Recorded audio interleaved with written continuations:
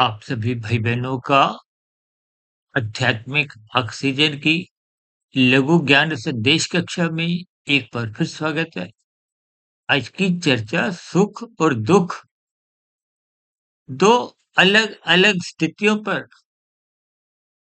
परमात्मा से संबंधित कुछ चर्चा करने जा रहे हैं। कुछ दार्शनिक स्थितियाँ हैं, इनसे आपको हमें कुछ संदेश लेने हैं। यूँ तो भगवान श्री कृष्ण जी ने गीता में इस जगत को ही दुखालय शब्द से संबोधित किया है। यहाँ दुःख बने रहते और शास्त्रों में तो त्रिविध ताप का भी ज़िक्र है। इस पर हमने एक बार वीडियो भी बनाई थी। देखिए, जब-जब सुख आते हैं, अक्सर सुख भोगने में मनुष्य परमात्मा को भूलने लगता है। या यूँ सरल शब्दों में कहो कि परमात्मा की मौजूदगी सुखों को भोगते समय इंसान मनुष्य पसंद नहीं करता और शायद परमात्मा की स्मृति बनी रही, तो फिर वो सुखों को रसपूर्वक भोगेगा भी नहीं।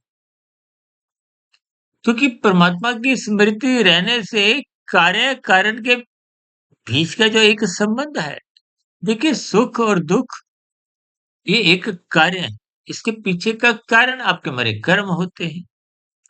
लेकिन फिर भी प्रकृति क्योंकि द्वैत है, यहाँ कोई भी सुख अकेला जन्म होता ही नहीं। जैसे आप एक सिक्का उठाते हो, जिस हिस्से को देख के आप उठाते हो, वो तो आपको सुख नज़र आता है।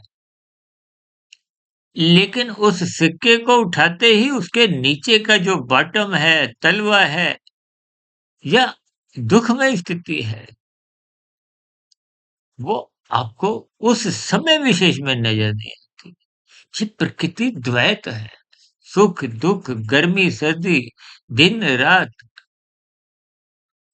लाभ-हानि यानी कि सुख-दुःख जैसी ये द्वैतमय स्थितियाँ बनी ही रहेंगी। ऐसा नहीं कि कोई बहुत बड़ा उद्योगपति हो जिसकी इतनी आमदनी होती है जो आप और हम सारा जीवन भी कमाते नहीं।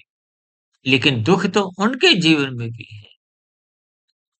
जिन फ़िल्मी सुपरस्टारों को आप एक झलक देखना पसंद करते हो, दुःख उनके जीवन में भी है। कोई बड़े से बड़ा सरकारी पद पे भी पहुँच जाए, राष्ट्रपति हो चाहे प्रधानमंत्री पद तक भी पहुँच जाए, कहीं न कहीं दुःखमय स्थितियाँ उनकी भी बनी होती है। लेकिन इंसान इन सभी स्थितियों पर कार्य-कारण की स्थितियों पर गौर नहीं करता। प्रकृति के 3 गुणों के लक्षणों को गौर नहीं करता। गौर करने का अभिप्राय शास्त्रों को पढ़ो, गुरु को सुनो, उस पर चिंतन करो, शोध करो। मिले हुए जीवन में भी यदि इन सभी स्थितियों से आप और हम नहीं गुजरते, तो मिला हुआ जीवन सफल, सार्थक दिशा की ओर जा नहीं पाता। इन सभी स्थितियों पर आप सकारात्मक भाव से चिंतन करें ताकि सुख दुख की जो एक द्वैतमय स्थितियां हैं जो प्रकृति का एक स्वभाव है भले ही वो कर्मों के आधार पे आती है लेकिन इनके पीछे का संदेश आप समझें प्रकृति की 3 गुणों की स्थितियों को समझे शास्त्र बार बार कहते हैं तमोगुण रजोगुण दोनों गुण बांधते हैं और मनुष्य रजोगुण के पीछे ही भागता रहता है और रजोगुण को पकड़ने के लिए ही वो तमोगुण में गिरने से भी हिचकता नहीं है कानून का उल्लंघन करने से भी हिचकता नहीं है शास्त्र विरुद्ध पाप कर्म करने से भी हिचकता नहीं मात्र रजोगुण की प्राप्ति के लिए और रजोगुण ही मनुष्य को सतोगुण से दूर ले जाता है, परमात्मा की विमुखता बनाता है। इन सभी सैद्धांतिक बातों को आप समझिए, प्रकृति की द्वैतमय स्थितियों को समझिए, केवल परमात्मा ही आनंद स्वरूप सकता है। परमात्मा ही एक परम सुख की स्थिति है, दुःख रहित स्थिति है। स्थितियों को ज्ञानपूर्वक समझिए, ब्रह्म मुहूर्त में उठिए, परमात्मा से जुड़िए। चर्चा विशेष को यहीं विश्राम देते हैं।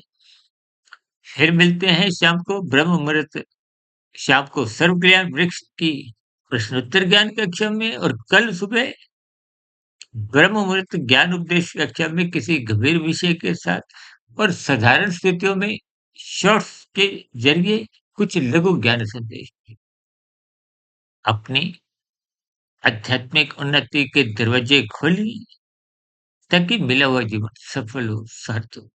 चर्चा विषय को सुनने के लिए आप सभी भाई-बहनों को बहुत-बहुत धन्यवाद।